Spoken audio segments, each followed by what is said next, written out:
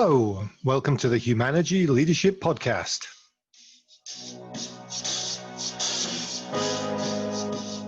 I'm David Wheatley, and we're here to talk all things leadership.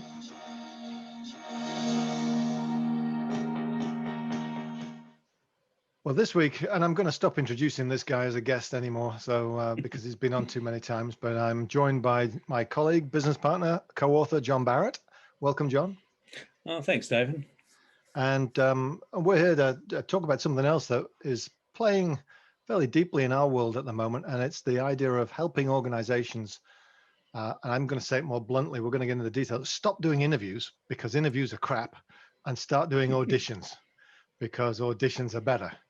So that's the gist of this one, is why we should stop doing interviews and start doing auditions. But I know there's going to be more nuance to that. So why do we suggest auditions in the hiring process? Well, Dave, I guess what I'd want to start with is just how important the hiring process is anyway. And in a sense, because it's so important, we absolutely need the most powerful, best prediction of performance that we could possibly get. And it's just amazing just how much impact talent has in an organization, for good or for ill. And for how long that can occur, especially, at senior levels. And so we've got to get it right. It's super important. And what's the most powerful techniques and methods that we could possibly have? And it would be fair to say that just about everybody that at least we work with, and it seems like most people in the world, the go-to is interviews. Some of the more sophisticated people use, structured interviews and really try and build, methodology around that.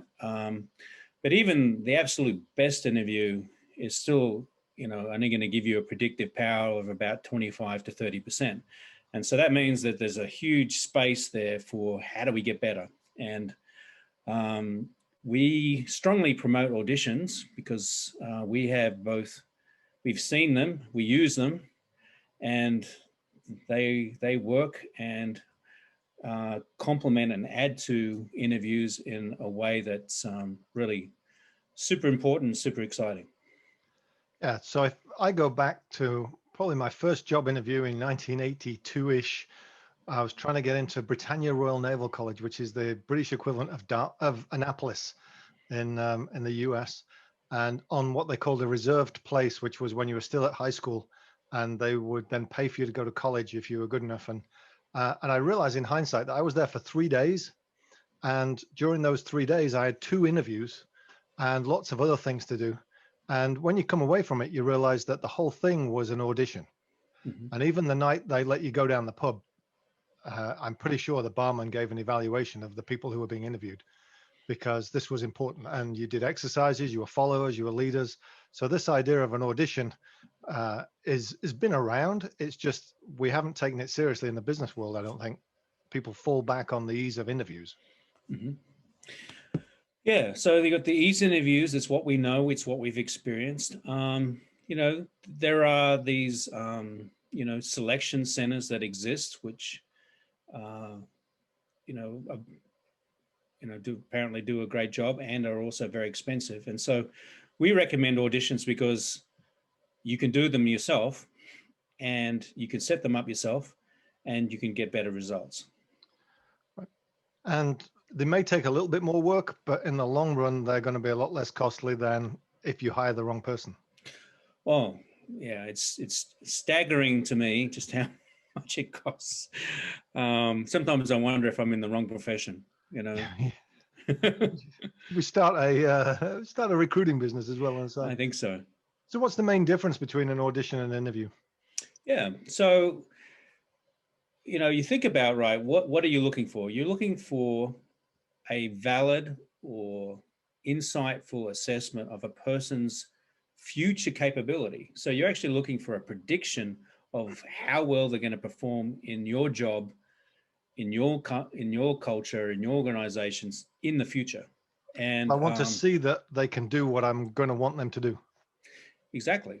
And, an interview is, I'm asking them, tell me about how good you are. Tell me about what you've done, or tell me about what you would do. And so, to be very simplistic, I would say an equivalence that's memorable is shopping for a car that you've never seen before online, maybe Amazon or something, but and looking at all the wonderful descriptions and the pictures and things like that, and deciding that's what you want to do versus, you know, Going and taking driving it for around.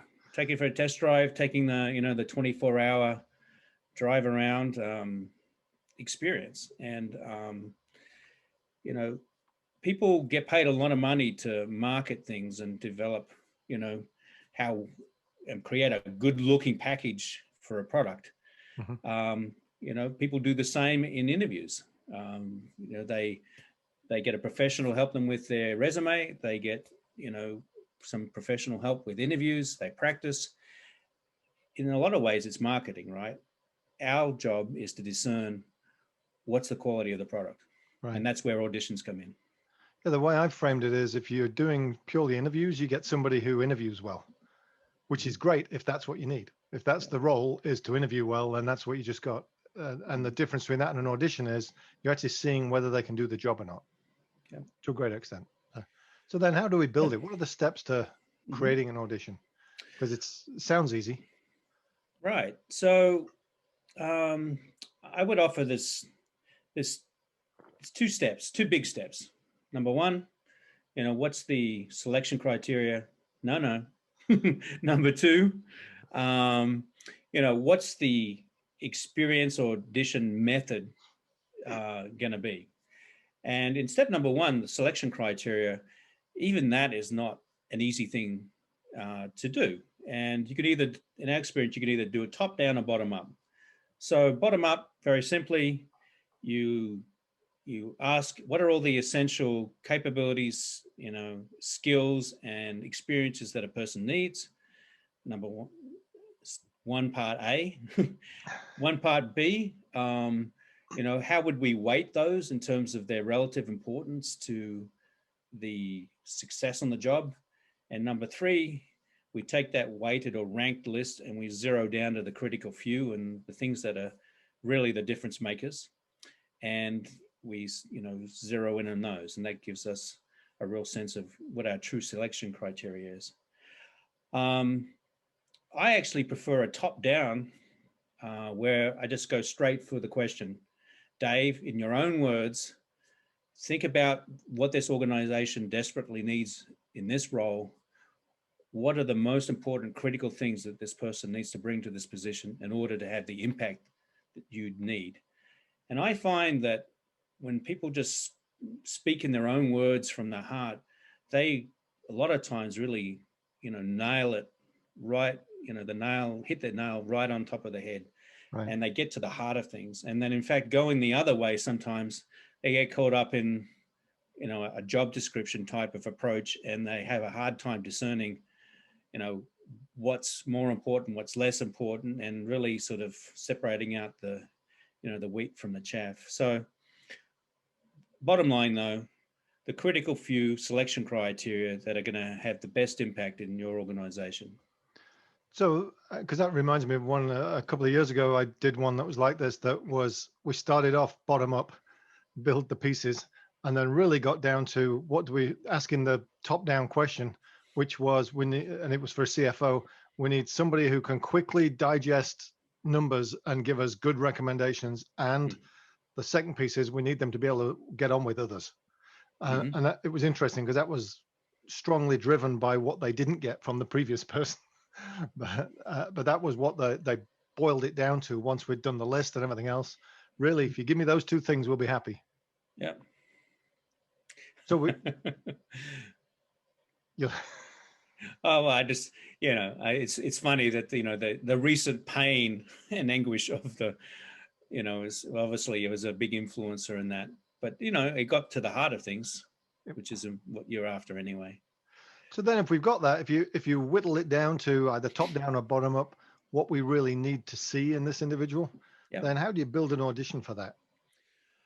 So you take that, critical one, just, and you say, okay, what, what does that look like? What would that look like in the workplace? Where would that be demonstrated in the workplace? And, what's an example, a real life example of where that would occur? And then you take that and say, okay, so of the 1, 2, 3, 4 scenarios, which clearly show that capability or that skill, which one of those can we, recreate in a way that's, reasonably practical and manageable? And so going back to your example, Dave, of the CFO, probably worthwhile just going straight to a real life example. You know, Selection criteria was the ability to quickly understand a complex set of financials and to give, powerful recommendations that would help the organization survive and thrive. Mm-hmm.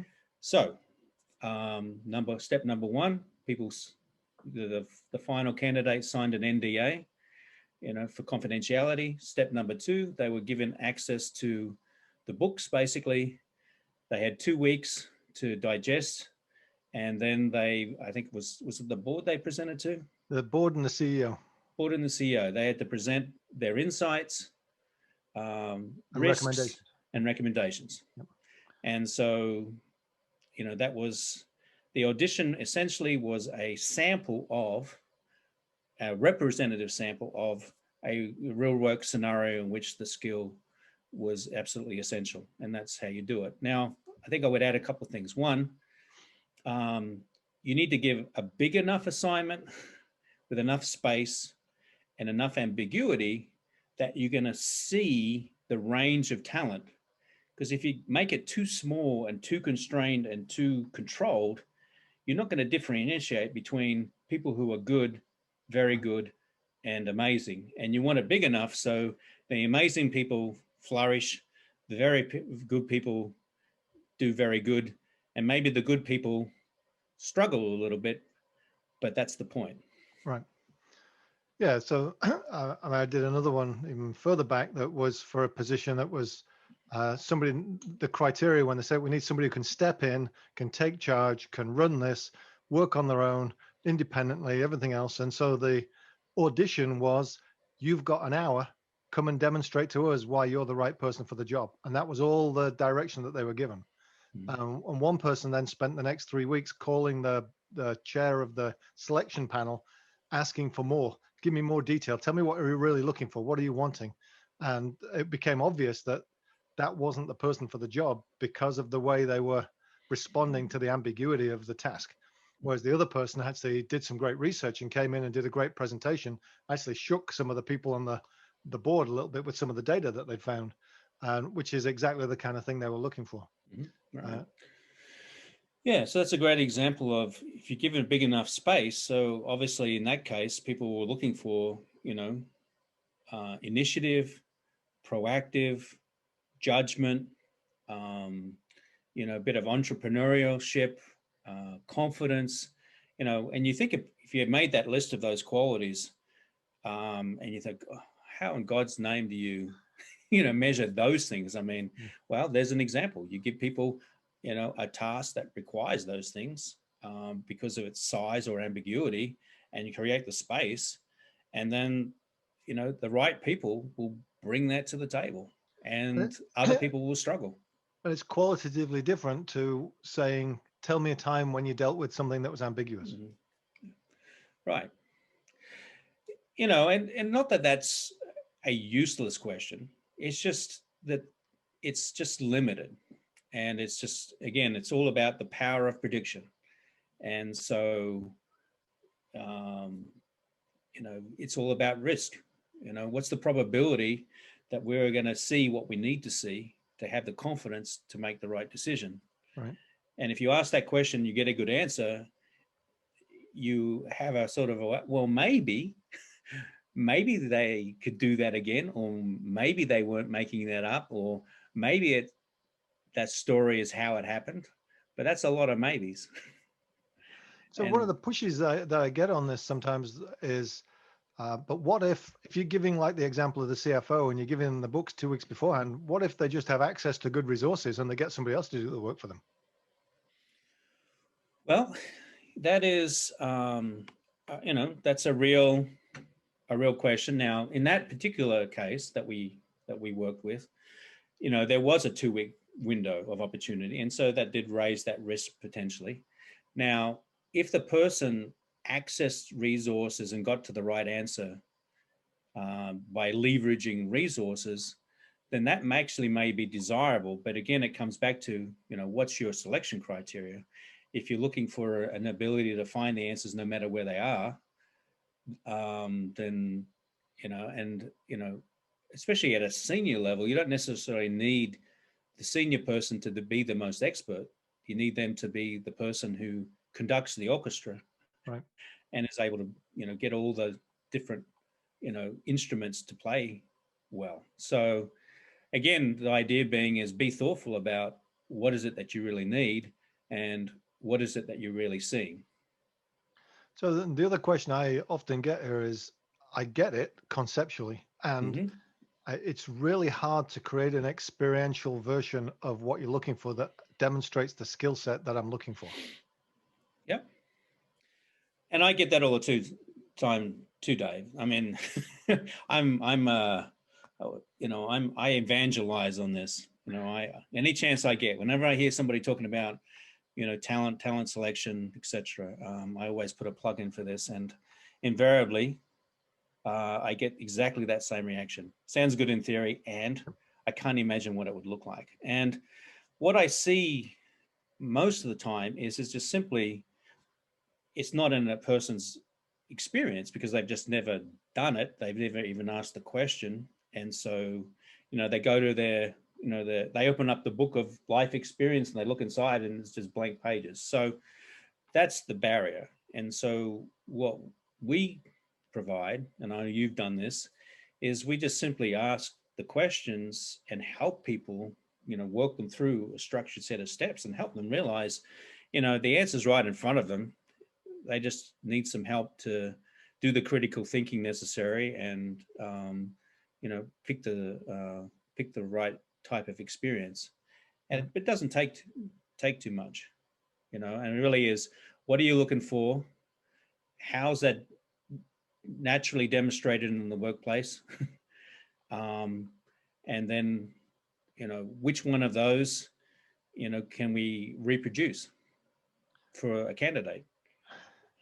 And turns out to be a 10-15 minute conversation, at least the general part of it. The specifics might take a little longer, but turns out it's not rocket science. Yeah, and I find if you can unlock somebody from it not being an interview, it's amazing how creative they can become about what it can look like. Mm-hmm. Even an example of somebody hiring in a manufacturing world saying, I just need somebody who can do monotonous work in a quality way with speed. Okay, so one of the ideas they came up with was, let's create a box of mixed nuts, bolts, and washers and ask people to sort them into 3 trays of nuts, bolts, and washers. And it's like, well, okay, how do we measure that though? And then they were suggesting have their best person go in and do it for 10 minutes and see what score they get. How many they sort and what the quality is. Have one of their average people go in and do it and see what score they get. And then have some of these interviewees come in and see, and you'll see whether they're between your average person or your top person or where they're at. And just simply doing a simple exercise like that, rather than just saying, oh yeah, I can sort out quality parts in a speedy way, in a monotonous job. Yeah. Yeah, actually reminds me a little bit of, I was on the board of a local Goodwill, and in fact, that was literally a service that they provided to other manufacturing locations because they had developed it internally, for their, if you like, their clientele, working in their, manufacturing, outsourcing division. And they developed that and they thought, you know what, if we needed this insight for our clientele, maybe other people do. And it turned out it ended up being, part of their portfolio, so that they provided to others. So yeah, I mean, it ranges from, obviously more the entry level to mid level, and then as we described to the executive level. And that really, you use the word example, David. I think where I end up having the breakthrough is sharing some examples of real examples of application, with a range of situations so that people sort of see the possibilities, and they get to sort of see, oh, okay, it's not this magical thing. It's actually a pretty straightforward, logical thing. Mhm. You know, you mentioned one example. You mentioned the CFO example. You mentioned the work process example. I mean, do you have another example that comes to Uh, mind? I mean, I was having this conversation with a group recently, and one of the people is a executive director of a local YMCA camp, and he gave me a great example, which was they were always looking for people to run the waterfront or to be with the kids, and one of the criteria was goofy, able to be goofy. And they would ask them and say, "Tell me a time when you've been goofy," and they would tell them a time, and then they would hire them, and then they'd never see any goofiness. And Right. so instead of doing that, they started interviewing people in the local coffee shop, and they asked them to bring a craft project that they'd worked on and a skit that they'd developed and a song that they could sing. And they'd talk through the craft project, they'd talk through the skit, and then they'd ask them, "Well, what's the song?" And they'd say, "Oh, it's this." And he said, "Well, okay, get up and sing it now in the coffee shop." And that was the best indicator of, because if you can't do it in front of a bunch of people who are never going to see you again, you're never going to be able to do it in front of a bunch of campers that you've got for the week. And it was interesting because he said it was twofold. One is you found out who could be goofy. And secondly, the people in the coffee shop would come up and say, "What are you doing? What's going on here? And can I send my kids to that camp? Because it sounds great." Yeah. And so they got a byproduct of it as well. And you've had some of that experience even back in your history of Oh, experience. absolutely. Yeah. Um, so my very first real job, I was recruited out of university, was for Outward Bound. And for people who don't know, Outward Bound, runs these personal transformation, leadership transformation experiences. The flagship is a month long, where you're literally out in the wilderness going through a whole range of, adventurous experiences. And it's serious work. There's serious safety concerns, there's serious logistics concerns, and there's serious interpersonal concerns. So you really need to have your act together in terms of your practical intelligence and your emotional intelligence, just to narrow it down. And so the And it's question in is, it's in sorry. Australia as well, so anything can kill you. Absolutely, because we all know about Australia. Yeah. The But top 10 most yeah, poisonous spiders in the world. they're lurking behind every tree, Dave. It's terrible. It's a wonder any of us survive. But back to the story.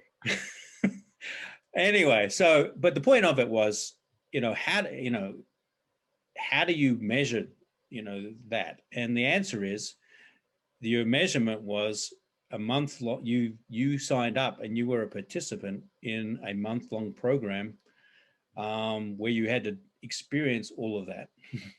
And two things happened. One is you self-selected. Mhm. If you survived the 1 month and you thought, "I love this, I want to do this more," or you thought, "Oh my God, that was the most miserable experience of my life, and I don't really want to do it again." And then the second thing is that you were under relatively constant observation, both from your peers as well as the various instructors, and they basically knew you at your best and your absolute worst and everything in between. And so there wasn't much they didn't know by the end of that that period, relationship to the real work that you actually had to do.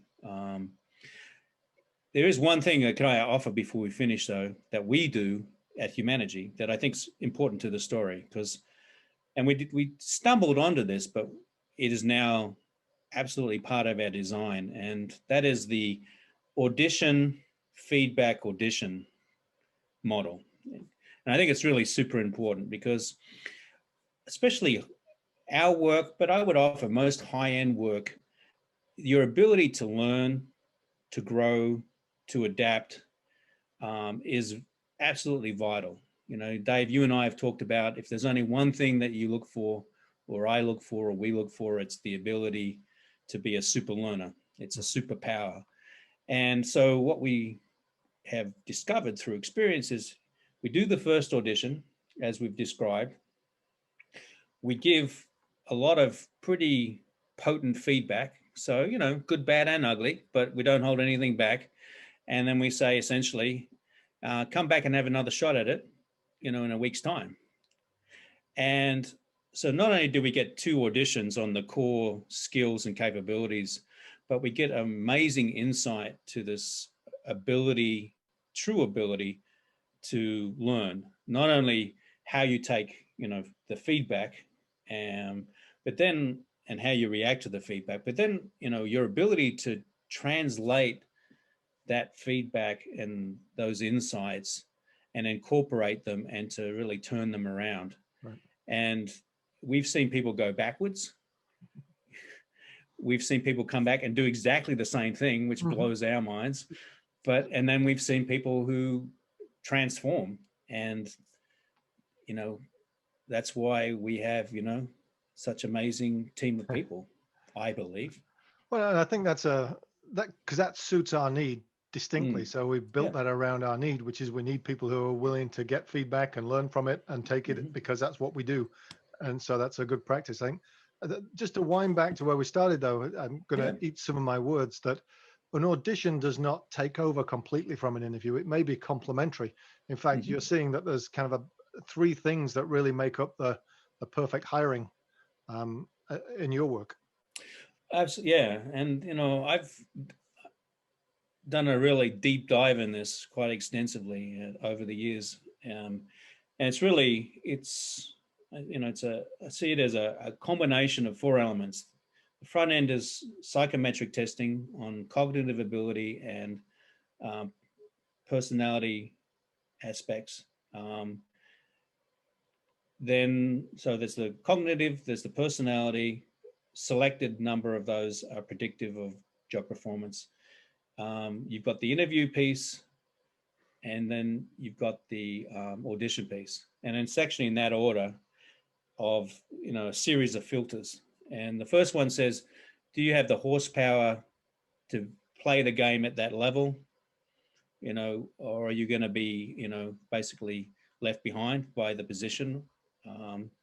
Number 2 is, do you have those essential capabilities, those fundamental capabilities that you can bring to the table of, drive for results, openness to learning, ability to understand and work effectively with people. The interview then explores those things and looks at how you've taken those abilities and applied them, in your life experience and work. And then lastly, for the, the critical few that you hone in on, that's where the audition experience comes in, on the couple of select people, and really gives you that great insight that we've been talking about for the last 20 minutes or so. Well, cool. Well, so, I mean, there's kind of 3 levels of this. One is if you like the idea, but you're struggling to work out how to create the experiential aspect of a particular trait or some factors that you're looking for, is one thing. If you're actually looking for help with a specific key hire is a second thing, or if you're looking to upgrade your overall hiring process, that third thing. Any of those things, if people want help, just give us a call. Yeah, absolutely. Absolutely love to. Absolutely. Because, I really have a passion for this, because I think it's a difference maker. And, so I certainly would love to talk to anybody and help. Well, and I think it's good for everybody, because there's nothing worse than hiring in for a job that doesn't fit and that you lose a month later, or it's not working for you. And so that experiential piece is the piece that says, yeah, I'm comfortable doing this and I can show you I can do it. And you now know I can do it, and we both feel good about it. So it should be more of a long-term connection at that point. Well, that's such a true thing. I mean, the best hires are win-wins. And so it's in the interest, even though it might not feel like it's in the interest of the interviewee, if you like, or the candidate, as much as it is, for the organization as well. Certainly. Yeah. Certainly. Thanks, John. That. Thanks for joining me this afternoon. And if people want more information or they want some help on that, you can find us at humanergy.com, humanergy.com. Look us up. Otherwise, thanks very much and stay healthy. You've been listening to the Humanergy Leadership Podcast. I'm David Wheatley, and we're brought to you by the book, What Great Teams Do Great, available now at all good bookstores. Thanks to Brian Spencer and Finkel for the music. Please share any feedback and suggestions. I'm available through humanergy.com.